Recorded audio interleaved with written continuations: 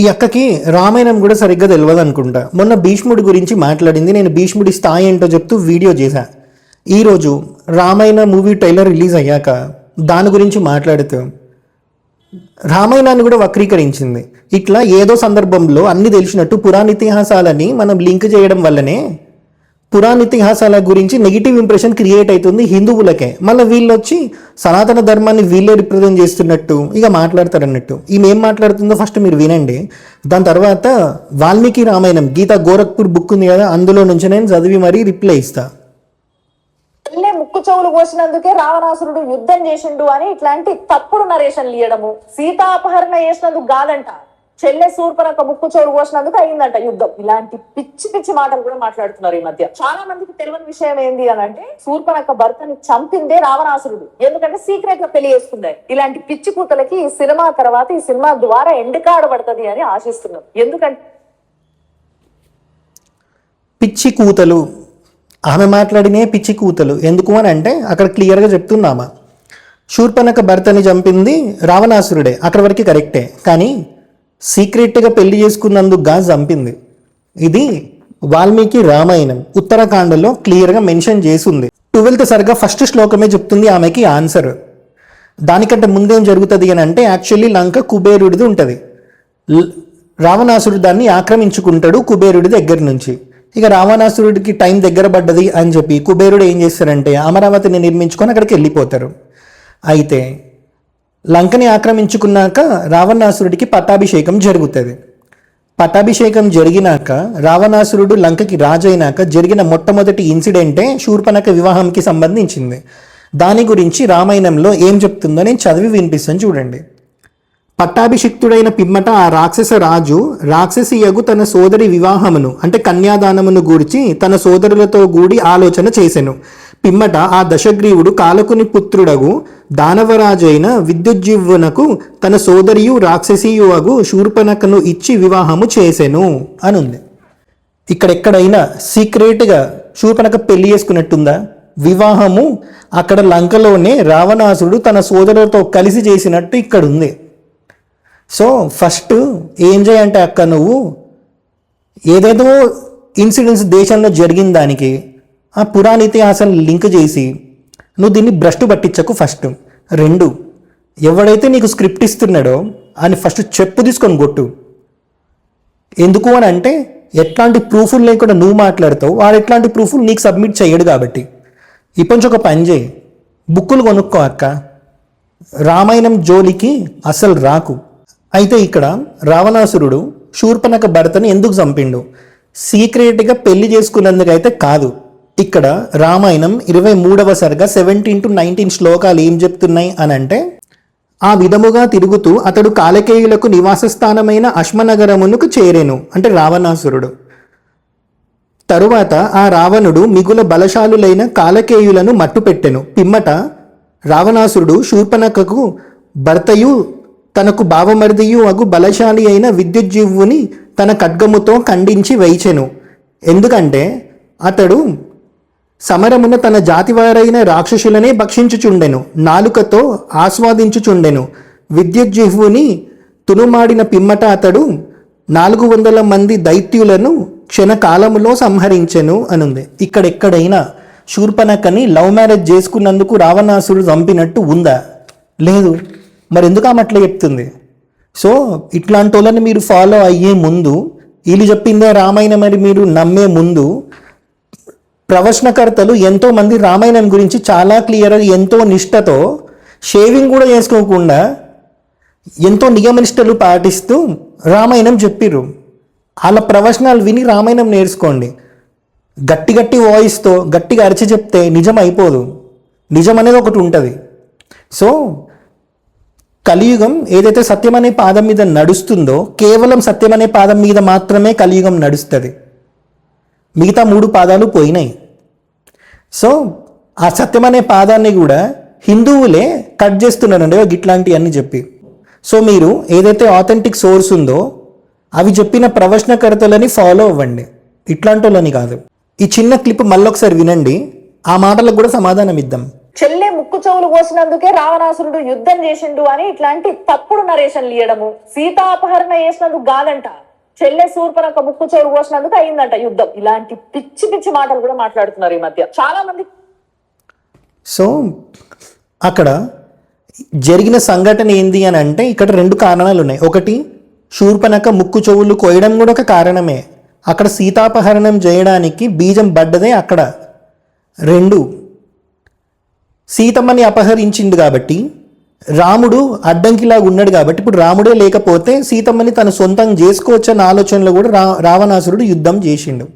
ఇక్కడ one sided ఎందుకు చెప్తారో వీళ్ళు అర్థం కాదు. రాముడి పరాక్రమం చెప్పాలి అని అంటే రామాయణంలో బొచ్చడున్నాయి. సింపుల్గా చెప్పాలి అని అంటే శూర్పణఖనే చెప్పింది తన ముక్కు చెవులు కోసాక కరదూషణుల దగ్గరికి వెళ్తుంది, తన అన్న అయిన కరుడి దగ్గరికి వెళ్తుంది. వెళ్ళినప్పుడు అసలు ఎవరిని గెలకవు నువ్వు, ఓ నల్ల త్రాచుపాము లాంటి నిన్ను ఎవరొచ్చి గెలికారు, అతని సామతను ఎందుకు కోరి తెచ్చుకుందాం అనుకుంటున్నాడు అని ఇట్లాంటివన్నీ మాట్లాడినాక శూర్పణఖ చెప్తుంది, రాముడిని లక్ష్మణుని ఇలా వర్ణిస్తుంది.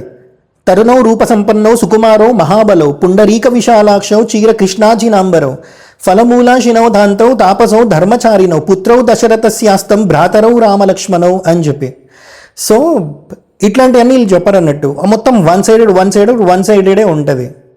హిందుత్వం గురించి చెప్పడానికి పురాణ ఇతిహాసాలని వక్రీకరించడం ఎందుకు, అందులో మళ్ళీ వన్ సైడెడ్ హిందుత్వవాదం పట్టుకొని సగం సగం చెప్పడం ఎందుకు? సో ఇక్కడ ఈ సిచ్యువేషన్ మనం తీసుకుంటే ఇదంతా చెప్పినాక కరుడు 14,000 మంది సైన్యాన్ని పంపిస్తాడు రాముడి మీద యుద్ధానికి.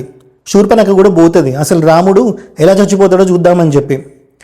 దాని తర్వాత రాముడు ఎప్పుడు బాణం తీస్తున్నాడో ఎప్పుడు ఎక్కువ పెడుతున్నాడో కూడా తెలియకుండా 14,000 మందిని 1:12 నిమిషాల్లో రాముడు సంహరిస్తారు. సో ఇది చూసిన శూర్పణఖ కరుడి దగ్గరికి వెళ్ళి చెప్తే కరదూషణులే స్వయాన యుద్ధానికి వస్తాడు. ఇంకా ఆ కరదూషణుల్ని కూడా రాముడు సంహరిస్తాడు. ఇంకా శూర్పణఖకి ఏం చేయాలో అర్థం కాదు, వెంటనే లంకకి పరిగెత్తుతుంది అన్నట్టు. అయితే దీనికంటే ముందు ఇందులోంచి తప్పించుకున్న ఒక రాక్షసుడు అకంపనుడు వీడు వెళ్తాడు రావణాసురుడి దగ్గరికి. మొత్తం చెప్పేస్తాడు అన్నట్టు అక్కడ ఏం జరిగింది ఏంటి అనేది. అయితే ఇక్కడ రావణాసురుడికి లిటరల్లీ ఉచ్చబడుతుంది. ఎందుకు అని అంటే అకంపనుడు రామలక్ష్మణులని రాముడి పరాక్రమాన్ని అంత గొప్పగా వర్ణిస్తాడు అన్నట్టు. నువ్వు పెట్టుకోలేవు రాముడితో, సో రాముడితో యుద్ధం చేసే సామర్థ్యత నీకు లేదు అని క్లియర్గా చెప్తాడు. చెప్పినాక రావణాసుడికి ఏం చేయాలో తెలియదు, వదిలేస్తాడు. అయితే ఇక్కడ అకంపనుడు చెయ్యనిది శూర్పణఖ చేసింది, అంటే చెప్పింది ఏంటి అని అంటే సీతమ్మ గురించి. రావణాసురుడికి కామం ఎక్కువ. సొంత భార్య వాడి బెడ్రూమ్లో ఒక మూలకి పడుకొని ఉన్నప్పుడు ఎంతోమంది ఆడవాళ్ళతో రావణాసురుడు అదే బెడ్రూమ్లో మండోదరి పడుకోవాల్సిన ప్లేస్లో పడుకునేవాడు అన్నట్టు. సో వీడికి కామం ఎట్లాంటిదో మీరు ఆలోచించండి. అయితే ఆల్రెడీ ఒకడు వెళ్ళి అకంపనుడు అనేటోడు వెళ్ళి రావణాసుడికి చెప్పినా సరే రావణాసుడు ఎట్లా రియాక్ట్ అవ్వలేదు కాబట్టి శూర్పణఖ సీతమ్మ టాపిక్ పట్టుకొని వస్తుంది ఇక్కడ. అయితే ఇది ఇక్కడికి మనం ఆపుదాం.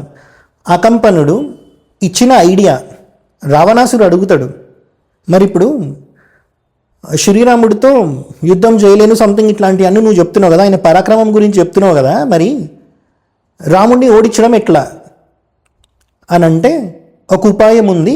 రాముడికి సీతమ్మ అంటే చాలా ఇష్టం. అయితే నువ్వు సీతమ్మని అపహరిస్తే చాలు రాముడి మీద నువ్వు యుద్ధం చేయొచ్చు అని చెప్తాడు అన్నట్టు. ఇంతే చెప్తాడు. అకంపనుడు ఇదంతా చెప్పినాక రావణాసుడు యుద్ధానికి వెళ్దామని అనుకున్నప్పుడు మారీచుడు చెప్తాడు సీతాపహరణం చేయమని చెప్పి.